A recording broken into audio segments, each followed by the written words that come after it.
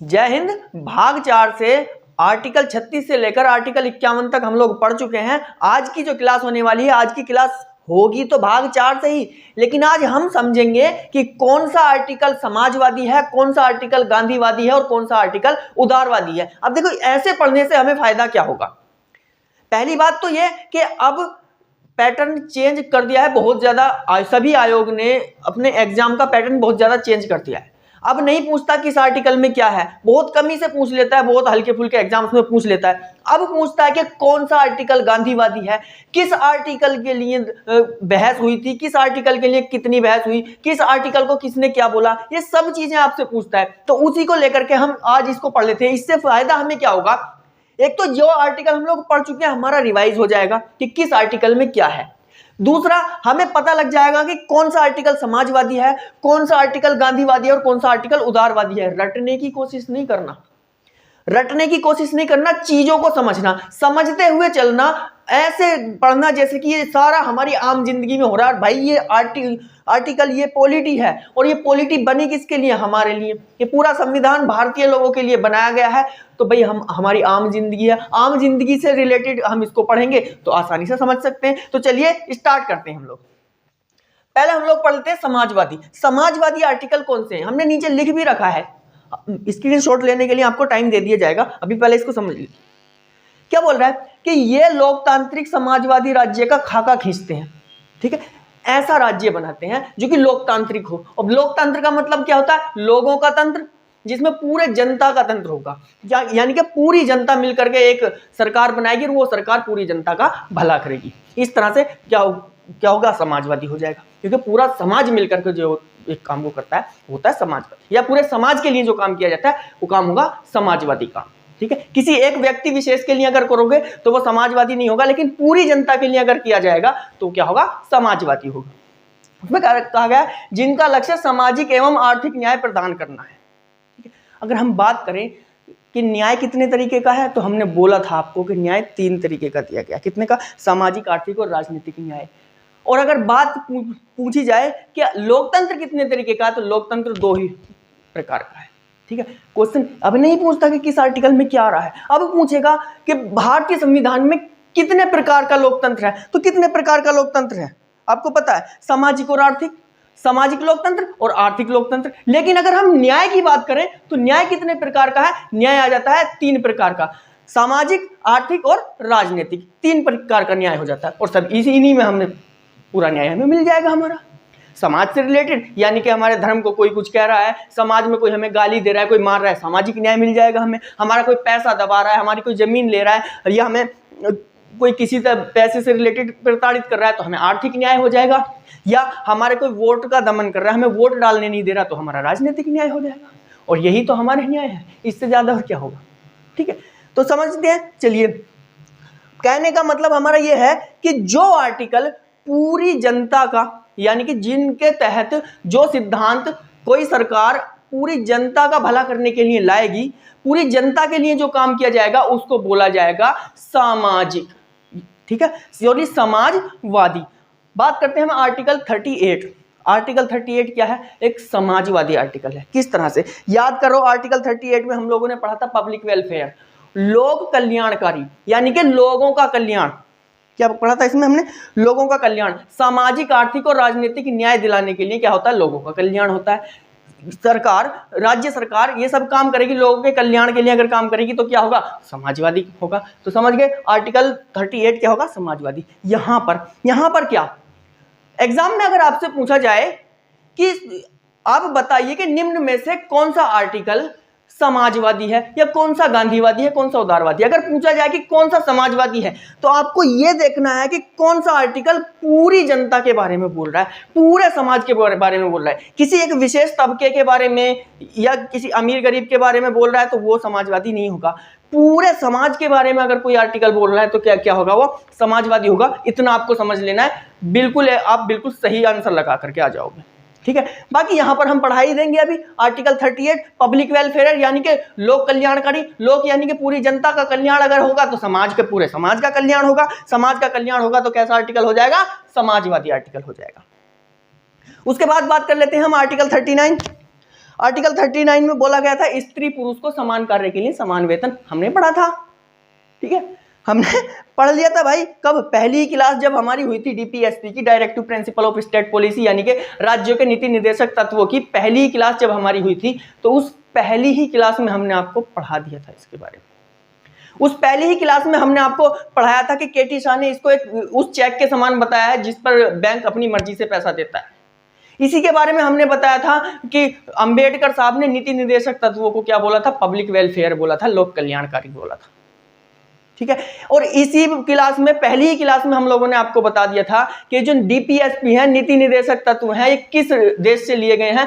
Ireland से लिए गए हैं। और आयरलैंड ने किस देश से लिया था इसको? स्पेन से लिया था, ये हमने आपको बता दिया था। बात कर रहे थे हम आर्टिकल 39 की। आर्टिकल 39 की हम बात कर रहे थे। आर्टिकल 39 में बोला गया है कि स्त्री और पुरुष को समान कार्य के लिए समान वेतन, यानी कि एक ही काम अगर दोनों कर रहे हैं, स्त्री भी और पुरुष भी, ठीक है, मेल भी और फीमेल भी एक ही काम अगर दोनों कर रहे हैं, तो उनको सैलरी भी एक समान दी जाएगी। यानी कि अगर किसी थाने में महिला कांस्टेबल है और पुरुष कांस्टेबल है, तो ड्यूटी तो दोनों बराबर कर रहे हैं ना, पद दोनों का बराबर है, तो सैलरी भी दोनों को बराबर दी जाएगी, ठीक है। और ऐसे कामों में ज्यादातर महिलाओं को लगाना चाहिए जहां रिश्वत का खतरा हो, ठीक है।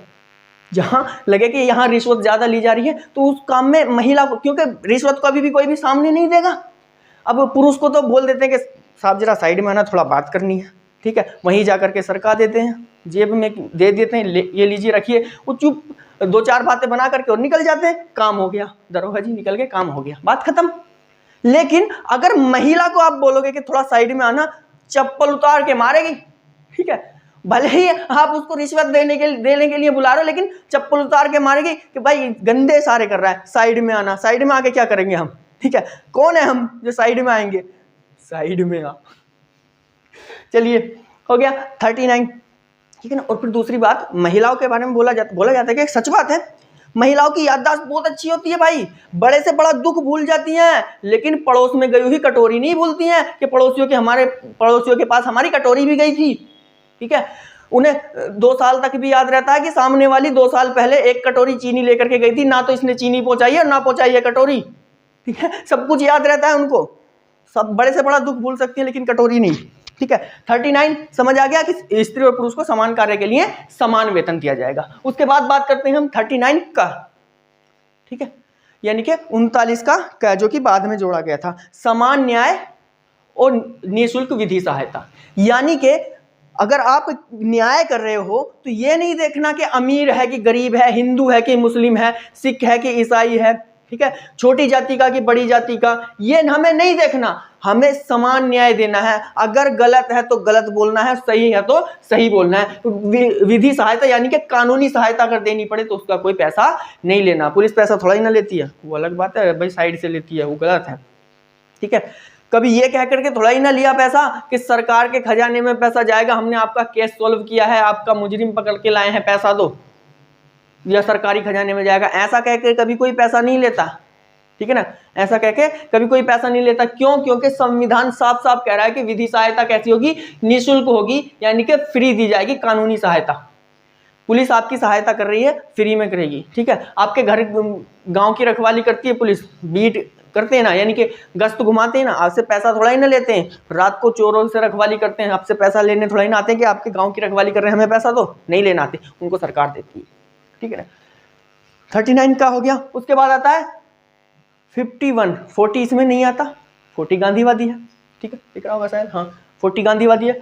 41, 41 में लिखा है कुछ दशाओं में सरकारी सहायता। अब ऐसी कौन कौन सी दशाएं जिसमें सरकारी सहायता दी जा सकती है? हमने बताया था आपको, बुढ़ापा, क्या बताया था? बुढ़ापा।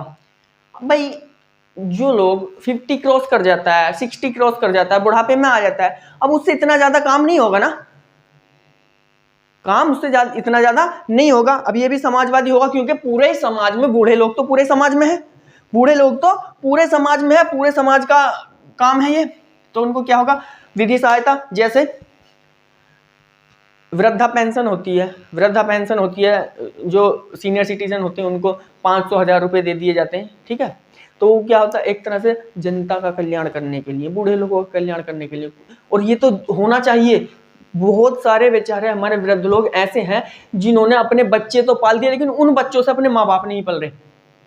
ऐसा भी बहुत ज्यादा करते हैं कि भाई शादी हुई नहीं लड़के की, माँ बाप को घर से निकाल दिया कि अब आप जाओ, आपका कोई काम नहीं है, हम खुद देख लेंगे। यहाँ पर वो इधर उधर भटकते फिर रहे हैं। अब उनके लिए तो कुछ सोचना पड़ेगा, और सरकार ठीक करती है भाई, उनके लिए वृद्धा पेंशन देती है, बहुत अच्छा काम। ठीक है, तो कहने का मतलब है कि आर्टिकल 41 भी किसमें आएगा, हमारा समाजवादी। उसके बाद अगर हम बात करें आर्टिकल 42 की, तो आर्टिकल 42 भी इसी में आता है, न्याय संगत मनोचित दशा और प्रसूति सहायता। किसी में आता है 42 हमारा समाजवादी में, न्याय संगत मनोचित दशा। न्याय संगत मनोचित दशा किस तरह से कहा गया है कि अगर आपके पास में कोई मजदूरी करने के लिए आया है, लेकिन बीच में ही उसको बुखार हो गया, डेंगू हो गया, कुछ परेशानी होगी, तो आप ये नहीं कहोगे कि पूरा दिन काम करके जाओ। भाई उसकी जान पे बनी हुई, आप उससे कह रहे हो पूरा दिन काम करके जाओ, पूरा दिन तब काम नहीं करवा पाओगे। तब ये कहता है, ये रोक लेगा आपको कि अब आप काम नहीं करवा पाओगे, जितनी देर इसने काम किया उतनी देर का पैसा दो और भेजो इसको, ये दवाई लेगा, अपना इलाज कराएगा। ऐसा नहीं है, ऐसा कुछ नहीं करा सकते। एक सेकंड,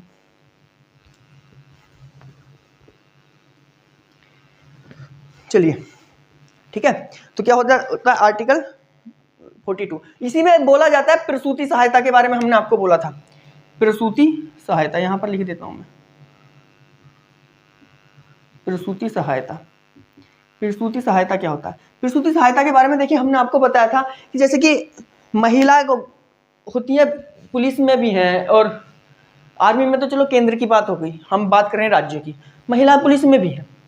अब सभी महिलाओं को प्रत्येक महीने एक 3 दिन के लिए कोई परेशानी होती है, जिसको पीरियड्स बोला जाता है। ठीक है, अगर वो ना हो तो हम नहीं होंगे। ठीक है, उनका होना जरूरी है। अगर वो नहीं हो गए, उनको परेशानी तो बहुत ज़्यादा उठानी पड़ती है, उनको हमें जन्म देने के लिए उनको ये परेशानी उठानी पड़ती है। ठीक है, अगर वो ना हो तो हम नहीं होंगे। ठीक है, हम नहीं होंगे। तो उस पर क्या होता है, ये प्रसूति सहायता दी जाती है कि प्रत्येक महीने 3 दिन की इनको छुट्टी दे दी जाती है, लीज दे दी जाती है, और उसकी कोई सैलरी भी नहीं कटती। अब इसी में एक चीज़ और आ जाती है, जब कोई महिला प्रेग्नेंट हो जाए, जब कोई महिला प्रेग्नेंट हो जाए तो उसको बोला जाता है कि भाई आपकी डिलीवरी से, मान लो ये डिलीवरी होनी है, डिलीवरी से 3 महीने पहले से आपको छुट्टी दे दी जाएगी और 3 महीने बाद तक आपकी छुट्टी रहेगी। लेकिन जो महिला सरकारी कर्मचारी होगी तो किसी बेरोजगार से शादी करेगी नहीं, ये तो आप लिख करके ले लेना।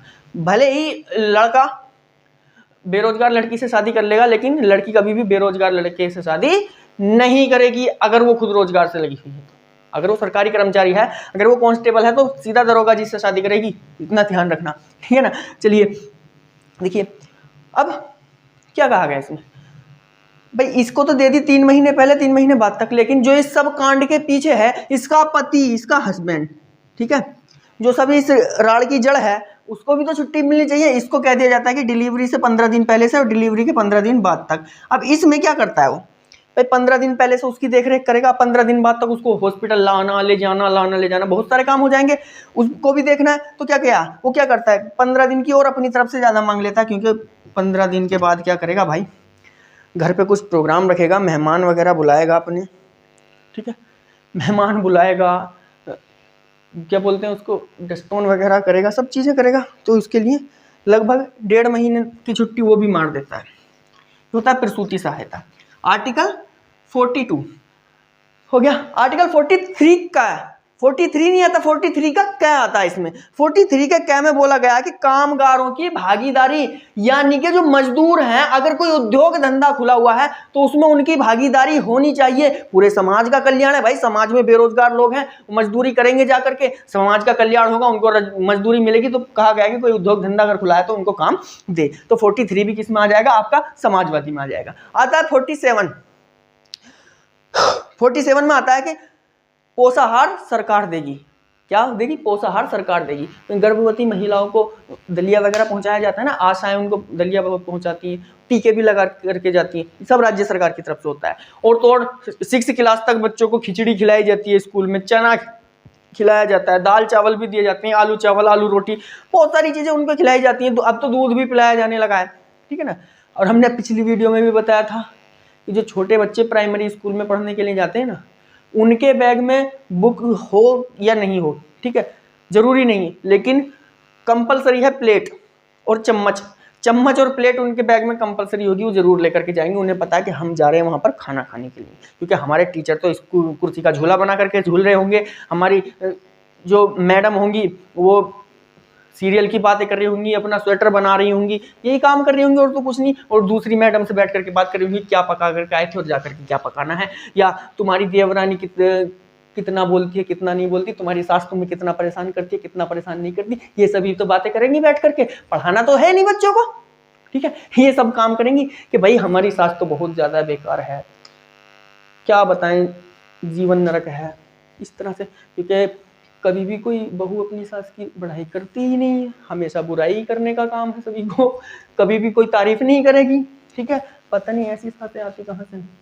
चलिए, ये हो गया हमारा समाजवादी। तो समाजवादी को एक बार फिर से रिवाइज कर लेते हैं। आर्टिकल 38 समाजवादी, आर्टिकल 39 समाजवादी, 39 का समाजवादी, 51 समाजवादी, 52 समाजवादी, 53 का 3 का समाजवादी और 57 भी समाजवादी, ठीक है। ये सभी किस में आ जाएंगे, समाजवादी होंगे। ये 7 आर्टिकल किस में आ जाएंगे, समाजवादी आर्टिकल्स में आ जाएंगे। उसके बाद बात कर लेते हैं हम गांधीवादी की। आपको पता है कि गांधी जी गांव के फेवर में सबसे ज्यादा रहते थे। अंबेडकर साहब से लड़ गए थे ग्राम पंचायत लाने के लिए गांव में। उन्होंने कहा था कि गांव में अगर प्रधान होगा तो कम से कम उसे थोड़ा बहुत तो रहम अपने गांव वालों पर आएगा, थोड़ा बहुत तो पैसा अपने गांव में लगाएगा। लेकिन अगर विधायक जी के ही जिम्मे छोड़ दिया, तो हमने पिछली वीडियो में भी बताया था कि 5 साल बीत जाते हैं, आधे से ज्यादा उसकी विधानसभा में आधे से ज्यादा गांव ऐसे होते हैं जो अपने विधायक की शक्ल तक नहीं देख पाते। आधे से ज्यादा 50% गांव, सॉरी 50 नहीं 80% गांव ऐसे होते हैं जो अपने विधायक को देख भी नहीं पाते। जब कब देखते हैं, बस जब 5 साल के बाद चुनाव होते हैं, वो हर गाँव में जाकर के कि हमने बहुत काम किया है साहब, बहुत काम किया है। लेकिन इसमें साइलेंट रहता कि काम अपने लिए किया है, उनके लिए नहीं, जनता के लिए नहीं, अपने लिए क्या है। सब अपने ऊपर किया कि कितने प्लॉट लेकर के डाले, कितने बच्चों को लंदन भेजा पढ़ने के लिए, किसको कहाँ भेजा पढ़ने के लिए, अपने बच्चों को, जनता को नहीं दिया कुछ भी, ठीक है। और बहुत अच्छा किया। लेकिन इसमें क्या था कि उस समय देश नहीं दे सकता था, देश के पास उस समय इतना पैसा नहीं था, कमर तोड़ रखी थी अंग्रेजों ने, सारा लूट करके ले गए वो लुटेरे लोग। अब धीरे धीरे देश को विकसित होने में टाइम तो लगता, ठीक है। तो कह दिया गया कि डीपीएसपी में डाल दो, जिस राज्य के पास बजट होगा वो अपने राज्य को क्या करा देगा, ग्राम पंचायत प्रोवाइड करा देगा, ठीक है ना। अब बात कर लेते हैं हम गांधीवादी की। जहां पर बात आ जाए तो गांव की, कह रहा है कि ये सिद्धांत गांधीवादी विचारधारा पर आधारित हैं। ये राष्ट्रीय आंदोलन के दौरान गांधी जी द्वारा पुनर्स्थापित योजनाओं का प्रतिनिधित्व करते हैं, ठीक है। जो राष्ट्रीय आंदोलन के दौरान गांधी जी ने अपनी योजनाएं पुनर्स्थापित की थी, उनका प्रतिनिधित्व करते हैं, उनको आगे बढ़ाने का काम करते हैं। क्योंकि गांधी जी को सबसे ज्यादा स्नेह किससे था, गांव के लोगों से। गांधी जी के बारे में कुछ लोग बोल देते हैं कि ये गलत थे, ये वो ऐसा वैसा, बहुत ज्यादा गलत लोग गांधी जी के बारे में बोल देते हैं। जब वो प्लेग जैसी बीमारी में लोगों के पास में जाना लोग पसंद नहीं करते थे ना, जिसको प्लेग जैसी बीमारी हो जाती थी, उसके घाव को देख करके लोग दूर हट जाते थे। उस बीमारी में गांधी जी ने उनके पास में जाकर अपने हाथ से उनके घाव को साफ करके दवाइयां लगाई थी। ऐसे थे गांधी जी। जो लोग बोलते हैं ना कि गांधी जी गलत थे, गांधी ये थे, गांधी जी वो थे, एक बार गांधी जी का इतिहास पढ़ लेना, पूरा पता लग जाएगा कि क्या क्या किया था गांधी जी, ठीक है। बात करते हैं आर्टिकल 40। आर्टिकल 40 की हमने बात करी ली, किसमें आता है, गांधीवादी में। आर्टिकल 40 में आता है ग्राम पंचायत। और ग्राम पंचायत के लिए गांधी जी सीधा अंबेडकर साहब से भी लड़ गए थे। ऐसी हस्ती अंबेडकर साहब, ठीक है, जो कि भारत को इतना बढ़िया संविधान देकर के गए, उनसे भी गांधी जी देश के गांवों के लिए लड़ गए थे। और कहीं ना कहीं मालूम होगा, देखो अच्छे योद्धा थे अंबेडकर साहब भी, उनको भी कहीं ना कहीं पता लगा होगा कि तो पता चल गया होगा गांधी जी बिल्कुल ठीक कह रहे हैं, ठीक है ना। और करने दो इनको, अच्छी बात है। वरना अंबेडकर साहब ने तो लिखा, आने थोड़ा ही ना देते। अंबेडकर साहब को भी पता होगा कि अच्छी बात है कि आने दो, गांव के लिए कर रहे हैं, बहुत अच्छा कर रहे हैं, ठीक है। फिर दूसरा आर्टिकल 43।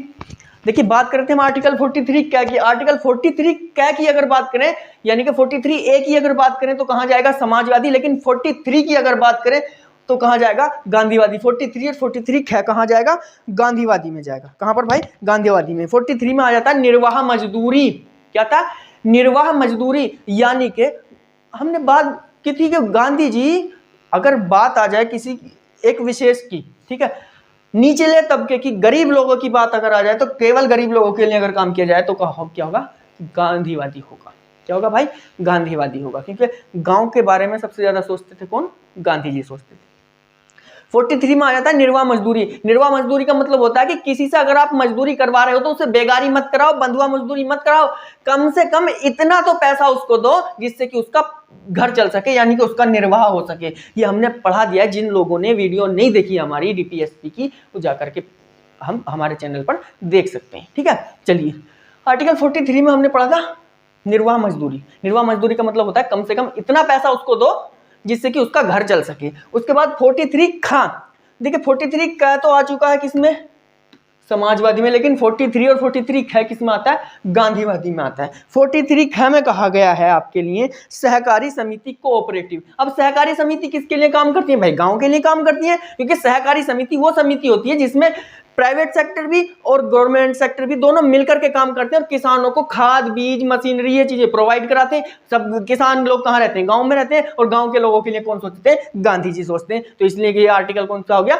गांधीवादी आर्टिकल हो गया। ठीक है, क्लियर है। उसके बाद बात करते हैं हम 46 की। 46 में आता है SC/ST को विशेष प्रावधान। भाई SC/ST में जो लोग आते हैं गरीब तबके के लोग होते हैं। ठीक है, और गांधी जी तो गरीबों के साथ ही थे। ठीक है, तो इसलिए ये भी कहाँ आ जाएगा, गांधीवादी में आ जाएगा। आर्टिकल 47 में कहा गया है पोषाहार सरकार देगी। ठीक है, यहां भी 47 और यहां भी 47।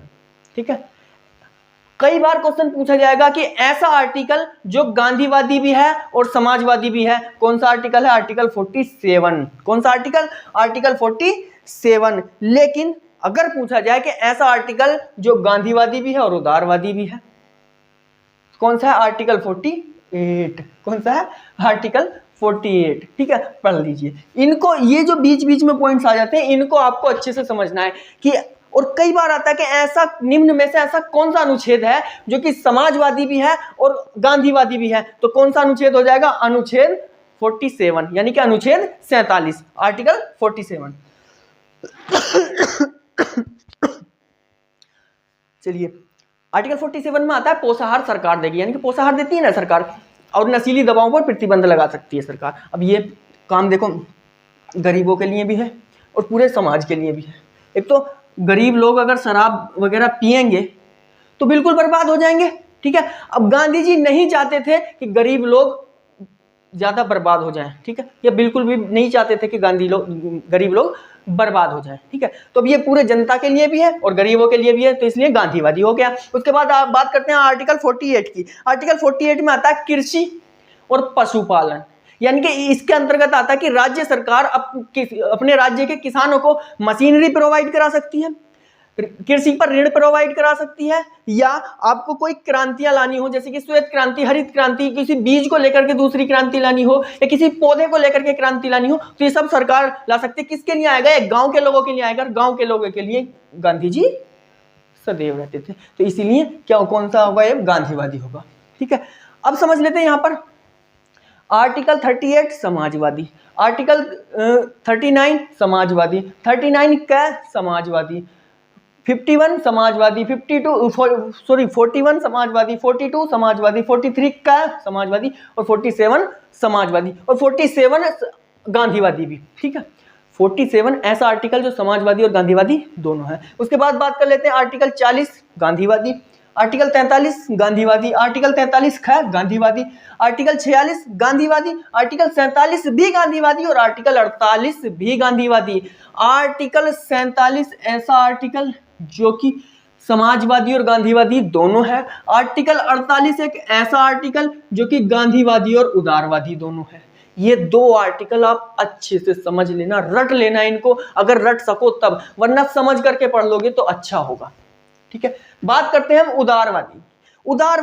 उदारवादी कहने का मतलब है, उदार का मतलब होता है कि एक बिल्कुल ऐसा हृदय, ऐसा दिल बना करके रखो कि एकदम हमें किसी पर तरस आ जाए, उदारता। ठीक है, एकदम हम किसी पर एकदम रहम खा लें और उसको देखें कि भाई बहुत गरीब स्थिति चल रही है, इसका हमें भला करना चाहिए, वो होता है उदारवादी। इन श्रेणी में उन सिद्धांतों को शामिल किया गया है जो उदारवादिता की विचारधारा से संबंधित है, यानी कि आपका हृदय कठोर ना हो, ठीक है, बिल्कुल उदार हो, उस पर रखा गया। आर्टिकल 44, कौन सा, आर्टिकल 44 में कहा गया है आपके लिए समान सिविल संहिता उदारता दिखाई जाएगी। कैसे भाई, विवाह है, ठीक है भाई, कोई गरीब ऐसा है उसके माँ बाप भी नहीं रहे हैं, लेकिन उसको हाथ से खाना नहीं बनाया जा रहा बेचारे से, तो विवाह हो सकता है, विवाह करा सकते हो, उसका उदारता है भाई, उस पर रहम खाया जा रहा है, उसकी शादी कराई जा रही है, ठीक है, उदारता दिखा रहे हैं। फिर दूसरा तलाक, तलाक भी इसी में आता है समान सिविल संहिता में। कैसे भाई, कोई बंदा इतना बुरा फंस गया है, स्टार्टिंग में पता नहीं चलता, आप स्टार्टिंग में आप किसी से भी मिलोगे हर एक आदमी भला और अच्छा बन करके दिखाएगा, ठीक है, बाद में पता लगता है कि कैसा है वो। तो ऐसे ऐसे खच्चर लड़के हैं, कितनी भी अच्छी लड़की की उनके साथ शादी करा दो तो नहीं रह सकते, तलाक का होना जरूरी था। या ऐसी ऐसी भी खचरी लड़कियां हैं जिनके कितने भी अच्छे लड़के के साथ शादी करा दो नहीं रह सकती, ठीक है। तो अब उनकी जिंदगी बर्बाद हो रही है, तो उस पर तरस खा करके क्या हो सकता है, उनका तलाक कराया जा सकता है। अब लोग कहते हैं कि तलाक बैन कर दिया, भाई 3 तलाक में जो हमारा तलाक बिद्दत था उसको बैन किया हुआ है, वरना तलाक हसन तलाक अहसन अभी भी है, तलाक का रहना जरूरी था और ये है भी। कोई ये भ्रम ना फैलाए कि तलाक बिल्कुल बंद कर दिया गया है, ये गलत किया, ये वो, ऐसा वैसा नहीं। बंद उसको किया है कि जब आपका दिमाग हो रहा हो ज्यादा खराब, ठीक है, आप बिल्कुल गुस्सा चौथे आसमान पर रखे हुए हो और आपके खाने में नमक थोड़ा कम हुआ हो, गलती इंसान से होती है और उसमें कह दिया आपने तलाक तलाक तलाक, क्या उसे घर भेज दोगे? या किसी के दोस्त के बहकावे में आकर शक के आधार पर आपने फोन पर ही बोल दिया कि जाओ अपने घर निकलो, क्या क्या समझे उसको? क्या वो अपने माँ बाप को छोड़कर नहीं आई थी आपके पास कि एकदम बोल दिया तलाक तलाक चले जाओ? बहुत घटिया काम होते हैं ये, ठीक है। भाई तलाक खत्म नहीं हुआ है बिल्कुल भी, कोई भी ये भ्रम ना फैलाए। उसके बाद 45 की अगर हम बात करें, ठीक है, 45 की अगर बात करें तो इसमें 6 से 14 साल तक के बच्चों को निःशुल्क शिक्षा कौन देगी? सरकार देगी। लेकिन इसको अब डाल दिया गया है 86वां संविधान संशोधन 2002 के द्वारा, कहां पर डाल दिया गया है? फंडामेंटल राइट्स में डाल दिया गया है। अगर आपको सरकार अब नहीं भी दे रही है तो आप सुप्रीम कोर्ट जा सकते हो, और किसी आर्टिकल के तहत अगर सरकार आपको दे रही है तो आप सुप्रीम कोर्ट, हाई कोर्ट कहीं नहीं जा सकते, डिस्ट्रिक्ट कोर्ट भी नहीं जा सकते, अपने विधायक जी से भी नहीं कह सकते कि सरकार ने हमको ये नहीं दिया, किसी से नहीं कह सकते। अगर सरकार का मन होगा तो देगी। लेकिन अगर आपके बच्चे को शिक्षा सरकार नहीं दे रही है, शिक्षा से वंचित रखा जा रहा है, आपके बच्चे को स्कूल से भगा दिया जा रहा है पैसों के आधार पर, या पैसे नहीं है तो स्कूल से टीचर आपको भगा देते हैं, तो उसको लेकर के आप सुप्रीम कोर्ट, हाई कोर्ट, किसी भी कोर्ट चले जाओ, आपकी रक्षा होगी, आपको शिक्षा मिलेगी। क्योंकि 2002 में इसको बना दिया गया फंडामेंटल राइट्स। और फंडामेंटल राइट्स और डीपीएस में हमने यही फर्क बताया था कि फंडामेंटल राइट्स को पाने के लिए आप सुप्रीम कोर्ट, हाई कोर्ट जा सकते हो। आपके फंडामेंटल राइट्स या आपके मौलिक अधिकारों को आपसे कोई नहीं छीन सकता, कोई सरकार नहीं छीन सकती, किसी भी राज्य की, कई केंद्र की कोई सरकार आपसे नहीं छीन सकती। लेकिन डीपीएसपी जब चाहे सरकार आपसे ले लेगी, जब चाहे आपको दे देगी, आप कुछ नहीं कर सकते, ठीक है। चलिए बात करते हैं आर्टिकल 48 की। आर्टिकल 48 की हम लोग बात कर रहे थे कि भाई दोनों में आता है। कैसे भाई? हमने बात की थी आर्टिकल 48 में कृषि एवं पशुपालन की, ये गांधीवादी भी है, समाजवादी है। अब कृषि और पशुपालन कहाँ पर होता है? गांव में होता है। गांधी जी गांव के फेवर में रहते थे। गांधी जी जब गांव के फेवर में रहते थे तो भाई गांधीवादी तो हो ही गया, लेकिन मशीनरी किसको दी जाएगी? जिसकी आर्थिक स्थिति ठीक नहीं है उसको तरस खा करके दी जाएगी उसको मशीनरी के, भाई कुछ पैसे जमा कर दो, कुछ बाद में जमा कर देना, और कुछ हम आपको छूट दे रहे हैं, बहुत कम पैसों में आपको मशीनरी मिल जाएगी, आप अपना काम कर लो। थ्रेसर मशीन, थ्रेसर बोलते हैं जो गेहूं निकालने की मशीन होती है, ठीक है, जो गेहूं के पौधे से गेहूं निकालती है, गेहूं की बाल से गेहूं निकालती है, उसको बोलते हैं थ्रेसर मशीन, ठीक है। थ्रेसर मशीन मिल जाती है। पशुओं के लिए चारा काटने की मशीन मिल जाती है, ये सब मशीनें मिल जाती हैं। या खेती पर स्प्रे करने की मशीन मिल जाती है, ये सभी मशीनें। क्या उदारता? किसी गरीब के पास पैसा नहीं है इतना, तो वही तो जाएगा वहां पर लेने के लिए, वो ले लेगा जाकर के, उदारता तरस खाकर उसको सरकार दे रही। 48 का का, ठीक है, 48 का क्या कहता है? देखिए 48 का क्या जोड़ा तो गया था सरदार स्वर्ण सिंह समिति के द्वारा, जो कि 1976 में बनाई गई थी कांग्रेस पार्टी के द्वारा, ठीक है, कांग्रेस पार्टी के द्वारा 1976 में बनाई गई थी सरदार स्वर्ण सिंह समिति। इसने 42वां संविधान संशोधन कराया 1976 में ही, और इसमें आर्टिकल 48 का जोड़ा और कहा गया कि वन्य जीव और वनों का संरक्षण कौन करेगी? राज्य सरकार करेगी। पर्यावरण और वन्य जीव संरक्षण कौन करेगी? राज्य सरकार करेगी, ठीक है, राज्य सरकार ऐसा कर सकती है। 48 का में। उसके बाद अगर हम बात करें 49 की, 49 में कहा गया राष्ट्रीय महत्व के धरोहर, उदारता दिखाई जा रही है, ठीक है। राष्ट्रीय महत्व के जो धरोहर हैं, जो हमारे देश को पहचान दे रहे हैं, जैसे कि ताजमहल है, लाल किला, कुतुब मीनार है, ठीक है, कोणार्क मंदिर है, बहुत सारे अजंता गुफाएं, अजंता की गुफाएं हैं, एलोरा की गुफाएं हैं, गुप्तकालीन मंदिर हैं बहुत सारे, ठीक है। विष्णु मंदिर जो विष्णु भगवान को प्रेरित मंदिर है, बहुत सारे गुप्त काल में बने हुए ऐसे मंदिर है जो विष्णु भगवान को प्रेरित है। ठीक है, गरुड़ध्वज अभिलेख है विदिशा में बनाया हुआ। ठीक है, अब गरुड़ध्वज अभिलेख किसको प्रेरित होगा? विष्णु भगवान को, क्योंकि विष्णु भगवान की सवारी कौन था? गरुड़। ठीक है, और जहां गरुड़ध्वज अभिलेख होगा या गरुड़ मंदिर होगा तो किस भगवान को प्रेरित होगा? भाई विष्णु भगवान को प्रेरित होगा। ठीक है, तो इन सब की देख रेख की जिम्मेदारी किसकी होगी? राज्य सरकार की होगी। जिस राज्य में होगा उस राज्य सरकार की होगी। उसके बाद अगर हम बात करें आर्टिकल 49 की, तो आर्टिकल 49 सॉरी पढ़ लिया हमने, आर्टिकल 50। तो आर्टिकल 50 में कार्यपालिका और को न्यायपालिका से अलग कर दिया गया है। उदारता दिखाई गई। क्यों कार्यपालिका को न्यायपालिका से अलग क्यों किया गया? देखिए, बहुत बड़े बड़े केस होते हैं। ठीक है, अब बड़े बड़े आदमी कई बार पैसे ले करके, पैसे दे करके पुलिस को छूट जाते हैं।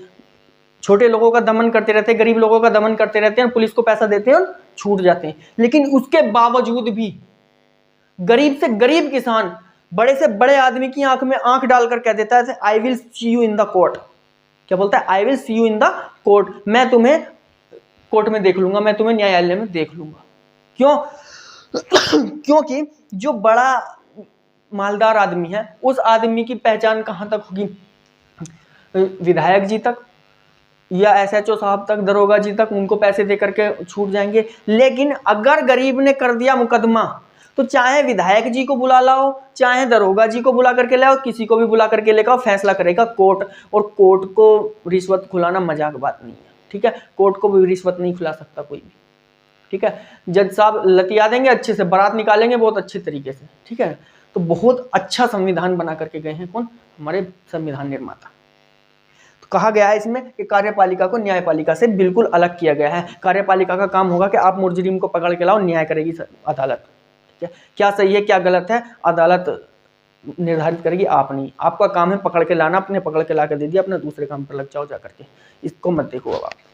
ठीक है, उसके बाद बात करते हैं हम लोग आर्टिकल 51 भी इसी में आता है, उदारवादी भी आ जाता है। ये हमारा लास्ट हो जाएगा। इसमें बहुत सारी चीज़ें, इंटरनेशनल विवाद हैं, शांति है, संधि है, यूएनओ है, या रेस्पेक्ट, जो दूसरे देश से लोग आ रहे हैं उनकी रेस्पेक्ट करना, ये सारी चीज़ें आ जाती हैं आर्टिकल 51 में। राज्य सरकार करेगी इनको। जिस राज्य में भी दूसरे देश के क्या कौन आएंगे, राष्ट्रपति या प्रधानमंत्री जी आएंगे। आप लोग पहले इसका स्क्रीनशॉट ले लीजिए, अब आगे बात करते हैं भी थोड़ी देर में।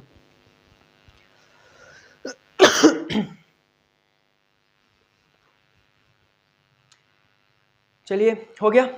अब देखिए, ये आपका हो गया है। आपको अच्छे से पढ़ना है, अपने दोस्तों में वीडियो को शेयर करना है। ठीक है, और सब्सक्राइब कर लीजिए चैनल को, जिसने नहीं किया है सब्सक्राइब कर दीजिए। और जो पार्ट पसंद आया उसके लिए लाइक करें और कमेंट में हमको बताएं। और जहां आपको समझ नहीं आया हो उसको भी हमें कमेंट में बता दें। कमेंट हम सभी का पढ़ते हैं, पढ़ करके आपको अगली वीडियो में या उसी वक्त ऑन द वे कमेंट में ही आपको उसका सोल्यूशन दे दिया जाएगा। ठीक है, थैंक यू क्लास।